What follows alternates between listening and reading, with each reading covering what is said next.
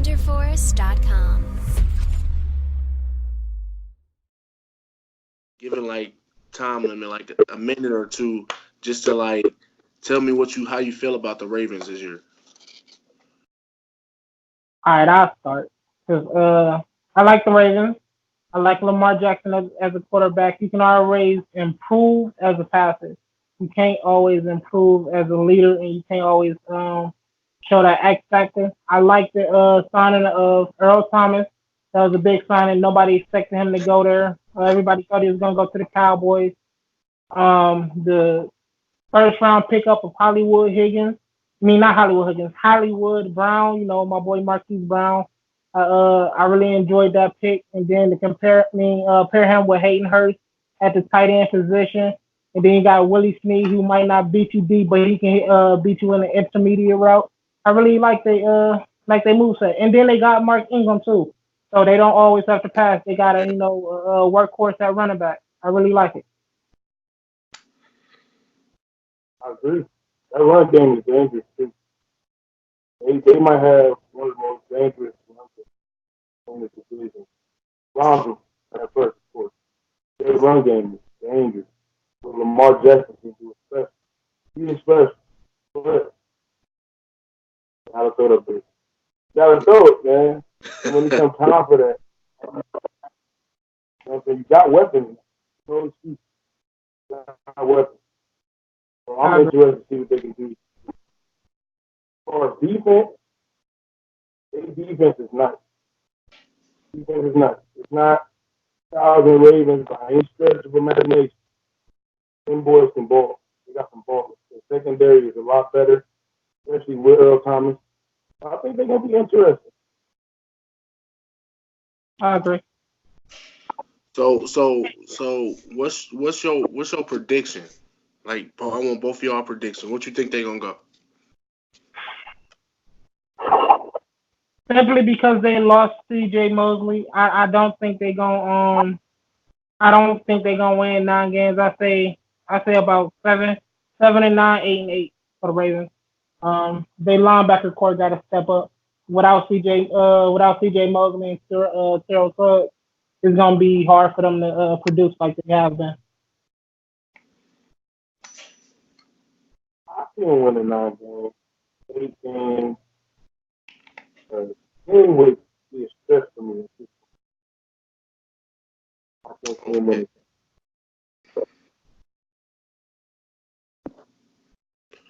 What about all right? We go. I see them going 8-8.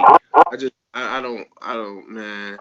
I see like this division being like a run happy division, but you got to be able to throw the ball sometimes. Especially like in the later months of the season, and they got some tough ass matchups in late in the season, man. Tough. I agree. I agree.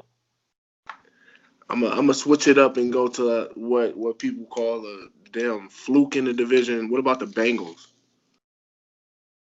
Bengals gonna go 3-13, man. AJ Green hurt. Um, Joe Mixon is really the only viable running back. Giovanni Bernard coming off an injury last year. Andy Dalton can't never finish a season. The offensive line is weak. They first round pick, who was an offensive lineman, got getting surgery, and they don't know if he's gonna be able to return this year. For years, their defense has been inconsistent and a huge like weakness for that team, whether it would be penalties or inconsistencies with interceptions and missed tackles. A new head coach as well, but a lot of people will say this is a plus because of the fact that Marvin Lewis no longer had what he used to. But I really think that this is the chance for them to show what they can, but no better than 3-13 to me at all. Okay. Yeah, you said it all. Yeah, that's about right, man. I mean, uh, that defense ain't it at all. That's an impressive about that. The secondary, yeah, 3-13. I see them going. I see them going one game, man. One damn game. One? That's wild. You gotta get, AJ Green come back. He can carry him to at least three if he come back. I'm That's it. counting on AJ Green to carry him. You know his damn toe ain't shit. His leg ain't shit. Yeah, it's wild. It's always his lower body though. It's nothing more than his lower body. His injury prone has been his feet or his legs. It's crazy. How y'all feel about like injuries like that? Y'all think like it changes the mindset of a player like that? I feel like a physical receiver like AJ, I say it does simply because even though he was big, he relied on his footwork to get open. His touch, the double moves, and and the speed. With that foot injury, how much of that can he retain? How much agility would he be able to do? Will he trust his body to be able to put all that pressure on his foot? Or his legs. How will his body respond, and how will his brain respond to the rehab? And will he trust his body? That's the only thing really. Will he trust himself? It's always mental for the Lord. It's always mental. And that person in themselves, you determine that. Some guys can, some guys can't. You saw what Adrian Peterson did. Everybody ain't that same type of animal. Everybody don't got that mental. I think AJ Green is the type of animal who will come back. My legs is good. They said I'm clear. I'm ready to play. I think he's gonna work his butt off. Okay, okay. All right, we gonna go to the. Oh man, I hate this fucking team, but we gonna go to the Steelers. Hey man, shout out Juju. Man, fuck Juju, Yeah. man. Fuck with you. Hey man, you gotta give him his props, bro. Like nobody thought Juju was gonna be as good as he was. Man, he completely came in there like Antonio Brown did, and Santonio Holmes, and how they and Emmanuel Sanders when they just took over when the older guys was there. He came in there, he was like, "Yo, AB, you the dude, but this my team now, bro." And they traded him. They showed him, "Yo, we believe in him over you." So you got to Yeah, give him his props. I like him though, man. I was just fucking around. I like Juju. I think he gonna be like maybe like a top 15 receiver, maybe even top 10. But like, what y'all think about them motherfuckers? I'm gonna let Eli start with this one. I started the last All one. right. What I think about him is fuck him. First of all, yeah, I think they don't realize what they lost. That's what I don't think they fully realize what they lost. Yes, got James Conner. Ooh, yes, got you. Ooh, but neither one of them never had to carry the team. It's different when you got to carry the team. When you get most of the targets, when everybody know who you is, you the number one guy. Now you got to carry the team. AD proves he can carry it. So what? You don't know yet. But he at least proved during the season he can carry it. So Le'Veon, we know he's first. What is he gonna be after a year off? Yeah. I agree, He was but uh, they got some, they got some. Eli, man, I agree with you a lot, but this is where I'm gonna disagree with you at, man. Juju, even though he wasn't the main guy, bruh, James Conner proved, and he came in, and everybody after that game against the Browns, everybody looked at him like, all right, cool, this the dude we gotta worry about right now. He still showed up every game, he still did his job. He only really had the one mistake, and that was the fumble at the end of the season. Other than that, he rarely put the ball on the ground, if any, besides that one. You never really saw him lose yards. He did a better job catching out of the backfield than his rookie year. He did a better job blocking in certain situations. And then you got to remember that defense just got better. They added Devin Bush. T.J. Watt has another year under his belt. Um, you have to look at some of the additions that they made from the rookie years. That offensive line is always going to be, one of the best offensive lines, not top. I say it's about top five, top 10 offensive lines in the league. You rarely see Big Ben really go on the ground that much unless he's holding the ball for longer than 5 seconds. They give him enough time to throw the ball. Um, so with that team, I think that's the team to beat. You look at the Steelers and they have the best pedigree in the NFL for a reason. They're that good for a reason. The only team people think is better than them really is the Patriots, and that's modern day. But if you talk about the whole history, the Steelers have been that team for a reason. They have been the leader of that division for a reason. And I will never count that team out no matter what. Mike Tomlin has that team. He has that locker room under control, and everybody respects him and looks at him as a leader. So I feel like that team is still gonna be that good, and I feel like they have a chance of going 10-6 or 11-5. I feel like they're gonna take a game from the Browns. I hate saying it, but I feel like they're gonna take a game from the Browns. They're gonna sweep the Bengals, and they're gonna take a game from the Ravens. Hmm. But I also think every team is gonna sweep the Ravens. So don't read that much into that. You know.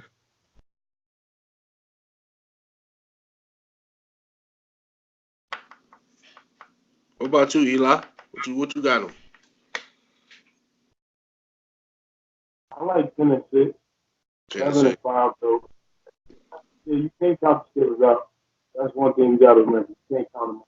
Even though we don't like them, take them dudes. You can't count them out. They special. They've been running the division for all these years for a reason. And even though he has his flaws, great quarterback. And any team with a great quarterback, you can never count. Yeah. I respect that. All right, but before we get to the Super Bowl champs, I ain't gonna say shit, but before we get to the Super Bowl champs, what y'all think? When you was talking about the offensive line, Eli, I know you played, Shaq, you played. Like they go against some tough as defensive lines this year. What in your mindset like do you have to put like, hey man, this is our year, what do you have to do to like, shine against those interior defenses? So you mean overall in general, or you mean like a one player mindset or a team mindset? Like a team, like a unit mindset. All right. So the main goal for the line is never get beat, but that's one of the hardest things to do. And always give your quarterback enough time. You want to give your quarterback in certain situations if you think it's gonna be if it's set up to be a 3-step drop back, you want to give him at least um 2 to 3 seconds because a 3-step drop back typically won't be no delayed pass. It is typically be quicker passes. Something like a slant or a post. Or not a post, a slant or in or out route. Something where you just trying to get a certain amount of yards or a double move. Or a one-step drop back. You want to give them time for different situations, but at the same time, you want to go in there with the mindset of I run this. This is what I own. Everything behind me is my house. I have to protect my house from the dude in front of me. You can't go in there scared. If you go in there scared, you already lost the battle. Psychology is one of the biggest factors in the NFL, and the mental game is like hands above more. In my opinion, mental is better than athletic in certain instances and in certain positions. For offensive linemen, mental is just as important as the physical and the athletic ability for the offensive lineman, in my opinion. Yeah, that's mental is super important. You gotta always be thinking, and that's your edge. When you out there on the field, the other guys, everybody's talented, everybody's good, especially in the NFL. Everybody. It's the little things that separate. So if I see blitzes that's getting ran on film, I'm remembering that in the game. When I see it coming, I know it's coming. And then communication. You got five dudes. Y'all have to be on the same page every play. If one person ain't on the same page as the other four dudes, somebody getting sacked, the running back getting lit up, or whatever, everybody got to be on the same page. It's five dudes moving as one unit. So mental is super important. And then there's the physical part. You gotta have a chip on your shoulder. You gotta have something about you that makes you say, "I want to be. I want to beat people up. I want to put somebody head." And that's what's gonna give you the psychological edge against great opponents. And then it's like this dude just beat me. It ain't happening. You're not getting him off that shit. It's personal. You know what I'm saying? You got to make it personal. So it's five dudes. Each individual guy has to make it personal with the shooter. Right. That dude gonna keep your ass on game. So in y'all opinions, what what are they gonna do against the Rams? Fuck it, Seahawks. Seahawks got a good ass defensive line. People not talking about it, but they got a good ass defensive line. Browns. Fuck like it's quite a bit of teams that they got to play this year. That their defensive lines is A1, man. So what can they do to like limit the Aaron Donalds, the Miles Garrett's, stuff like people like that? Eli, you want to start with this one, or you want me to go? I'm gonna be honest with you. In some guys, and it's very few of them. But some guys, when you see them, you just realize I can't do nothing about that. Yeah. One of them guys. Miles Garrett is becoming one of them guys. But you just know this guy is gonna have a game. The best way to eliminate a guy from the game is to keep the ball away from him. If you see Aaron Donald at audible, go the other way. Yeah. Go the other. You gotta try to eliminate guys from the game. And guys like that are so special, they're still gonna have an impact. No matter what you do. Your best bet is to play mind games with that one person. Say, hey, you're not gonna make it. You're not gonna be. That's all. That's all you really can do. See what he do. Double team. It don't matter. Double team, triple team. He's still gonna be in your quarterback. I agree. Personally, I feel like it's like you said, it's certain people that you go in there and the only thing you're told not to stop them, not to shut them down. You got to think about when Patrick Peterson was in his prime, and Richard Sherman was in a prime. Don't throw it to that side. Don't look at that person. Go. They completely shut down a side of a field. Aaron Donald is like that as well. You go wherever Aaron Donald is, they try to double team him. He still gets through. They try to throw extra protection. He still gets through. So it's some guys you can't stop. Um, I believe it was Ryan. I believe it was Ryan Clark who said Aaron Donald is the Michael Jordan of the NFL. I agree. A lot of people found like didn't want to agree with that because he said it's Michael Jordan. But you got to think about it. Michael Jordan was so dominant in the NBA that nobody had anything to do with that could stop him. Nobody can stop Aaron Donald. They try to double team him. Sometimes they try to throw an extra a running back or a tight end in a help block, even when they are double teaming him.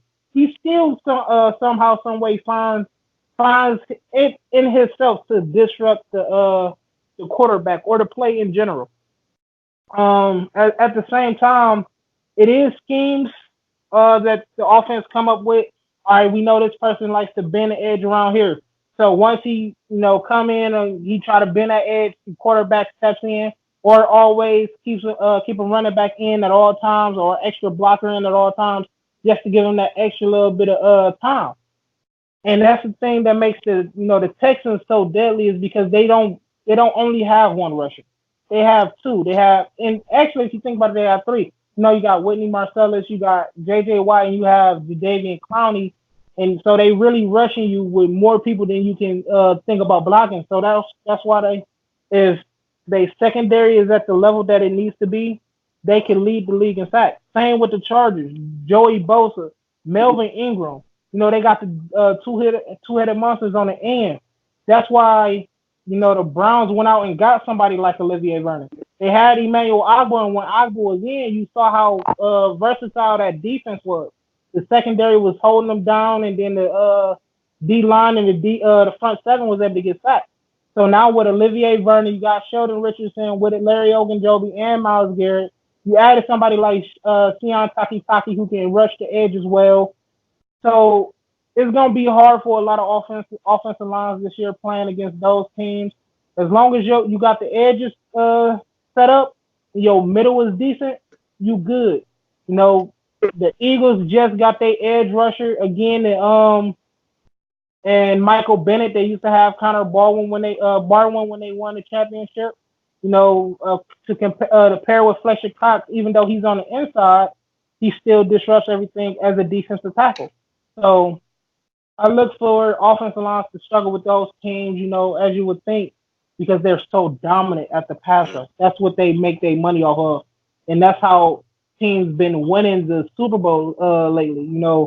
The Patriots people like they secondary. They secondary shuts it down, and then they give enough time for their front seven to get the sacks. So I think the front seven, everything goes off of each other.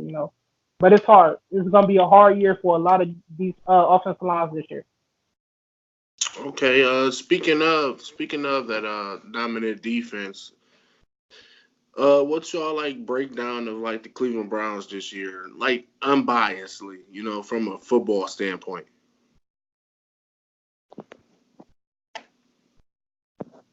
Now you mean breakdown is what I like the most, or are you talking about like they pros and cons?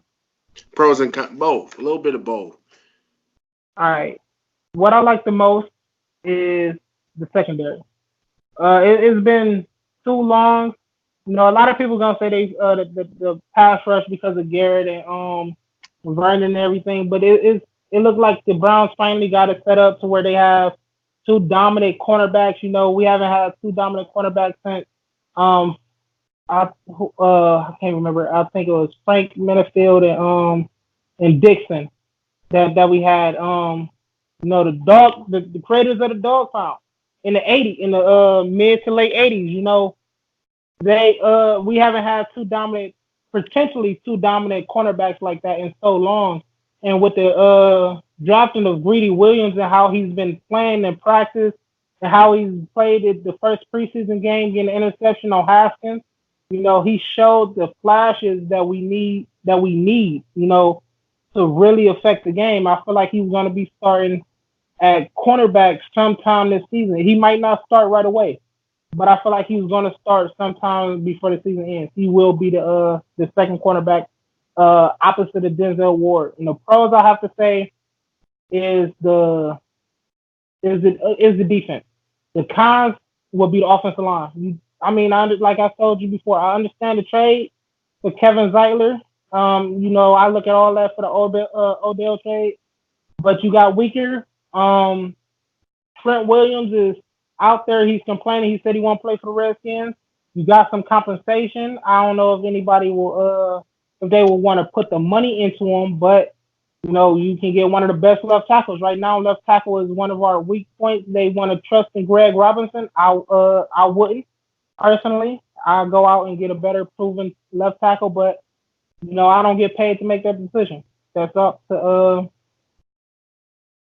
I can't remember his name right now, but that's up to John Dorsey. That's up to John Dorsey.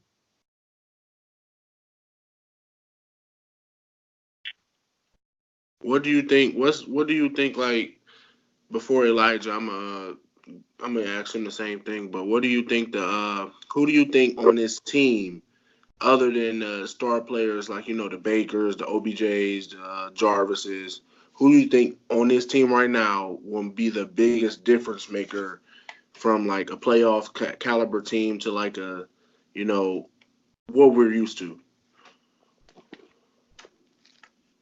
the Joker. Well, not even the Joker. I'm gonna say Joker, not as in comedy aspect or a funny guy, but I'm gonna say the Chief David Njoku, and this is why I'm gonna say that David Njoku for the last few years that he's played, um, which is I believe it was two so far.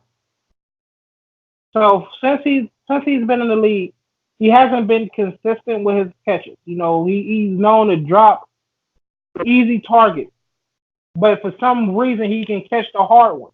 He has to get in his mindset to be able to catch all passes, to be able to bring in everything that's thrown his way.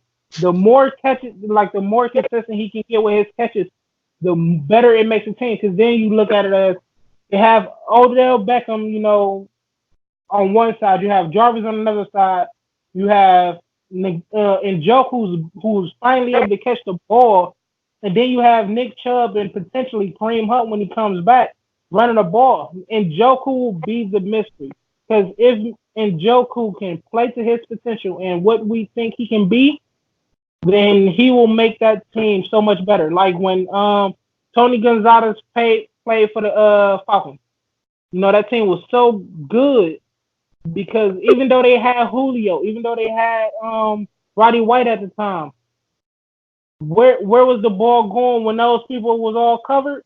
Tony. Let me hit Tony. All right, there. Tony gonna give me about 15, 20 yards when I throw this ball to him. So you gotta and Joku gonna have to produce. He has to produce.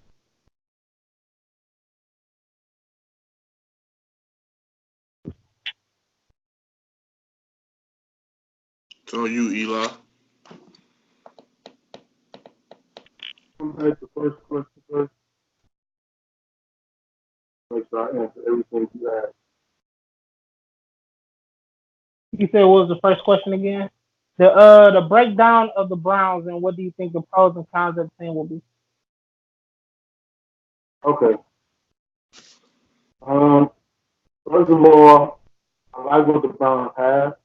I think we got something that we can build on really in a couple years. Have something special. Not to say we won't have some special this year. I think this is compared to our previous years. Um, I love secondary. Love They picked up red wine too on top Yeah. of greedy. I think red wine. I think greedy is if he greedy can cook it. And red wine is a little more physical. I think them two really talented. We don't use them a lot. Um, pros right now that receiving core. We got some big time weapons in that receiving core. Some guys we talked about, some guys who don't get as talked about as they should, but I think they're gonna be real effective. One of them. I think they're gonna be real effective. Um, on offensive line, I think that's obvious. That's obvious. That's going to be make or break. That's that's the biggest part because if they're not giving Baker time, can he still play the same way? You know what I'm saying? I kind of think he can, but it's going to be hard. You're going to have guys in your face. Every ball ain't going to be as clean. So that offensive line got to step up. I think they can. They got some leadership on the O line. A lot of times that makes the biggest difference. You got a guy who can encourage everybody. Plus, those dudes like blocking. A lot of times that makes it. Fuck it, I'm gonna let this dude go, and no, let me block him or something. So Yeah. I like what we got. Who's your X factor for the team? I think I just said it. Fine, they have to be good. I don't know what it's gonna take for them. Gotta be good. Gotta be good Okay, okay. We're gonna start with Eli though. What's your prediction? for the Browns. I can see us going. Trying not to be biased, but I want to say 15-1. I'm gonna say realistically, I can see 10 and 16,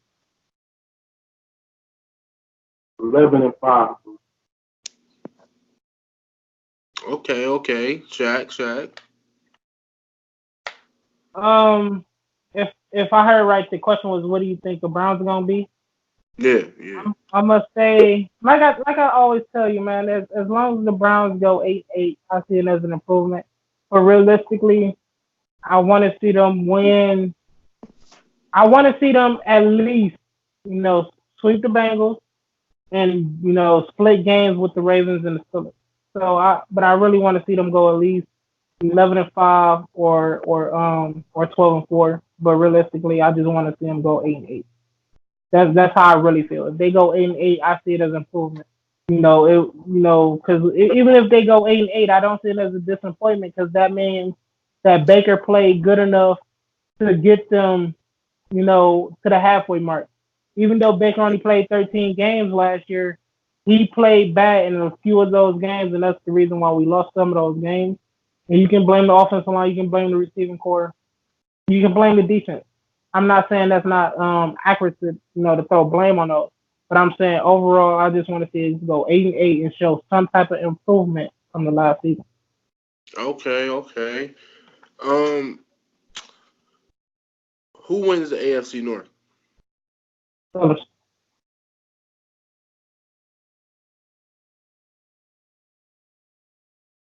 so it's all there. On. Honest, right? So if I'm being honest, the fucking Browns. Yeah. How many people gonna hate me because I chose the Steelers, man? But I have to be honest with myself. Like until the Browns prove that they can go into Pittsburgh and win, I can't say they gonna have no Steelers, man. Because what about if they both make it to the playoffs and the Steelers got the edge and they got the home field advantage? How am I gonna believe that the Browns can win that game if they can't beat them at home? So I'm gonna choose the Steelers until the Browns prove to me that they can beat them at home. Hey man, that's a good that's a good point. But I don't give a fuck. I'm being unbiased as possible. I'm saying motherfucker 12-4, man. For real. I, I I don't see nobody fucking with OBJ and Jarvis. Then you got Hollywood. Then you got Callaway possibly. Then what's my X factor is if uh what's his name the kick returner punt returner. Um, she Giuseppe. Yeah, if he can be just 50% of what Josh Cribbs was, just think about that, man. Yeah, I say 12-4, but everybody gonna say I'm biased. But hey, man, it is what it is. I can respect your unbiased slash biased. You know. I All right, respect your decision, man. are we gonna before we all right? So we gonna do the NFC North. I know y'all want to do that shit, but before